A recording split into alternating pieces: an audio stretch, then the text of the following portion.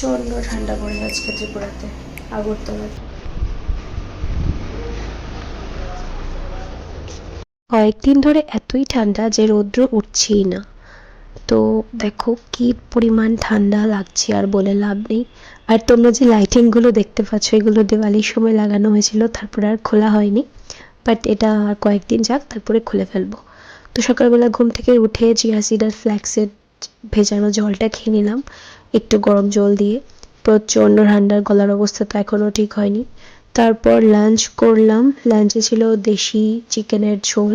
But চিকেনের মধ্যে এমন গোটা রসুন খেতে খুবই ভালো লাগে। তারপর গরম গরম ভাতের সাথে একটু আলু আর দেশি চিকেন আর লেবু স্কুইজ করে খেলাম। কি স্বাদই না লাগছিল। তারপর লাঞ্চ করার পরে নলেন গুড়ের এই খেতুয়াটা খেয়ে নিলাম। শীতকালে তো নলেন গুড়ের ফ্লেভারটাই আলাদা, এত টেস্ট হয়। রসগোল্লা বলো, খেতুয়া বলো। কিছু মাস আগেও ওয়েদারটা কত ভালো ছিল। আমার তো উইন্টার সিজন একদম ভাল লাগে না। তো আমার মতো কারা কারা আছো কমেন্টে লিখে জানাও তো। আমরা গেছিলাম মোহনপুরের বাইপাসের রাস্তাটাতে, কি সুন্দর ওয়েদার ছিল, আর এখন দেখো রোদ্রে উঠছে না।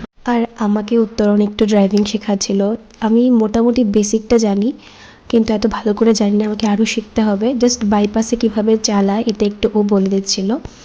তারপর আমরা ফেরার পথে এই বাইপাসের এই দোকানটা থেকে আমরা লেমন টি খেয়েছিলাম। আর ফেরার পথে আমাদের দেবী রেস্টুরেন্ট থেকে ও নিয়েছিল বিরিয়ানি, আর আমি নিয়েছিলাম চিলি চিকেন আর ফ্রাইড রাইস। তারপর ঘরে এসে মা আমাকে এক কাপ কফি করে দিল। আর ঠান্ডার মধ্যে মার কফিটা খুবই স্বাদ লাগছিল। আমার মার হাতের রান্না খুবই ভালো।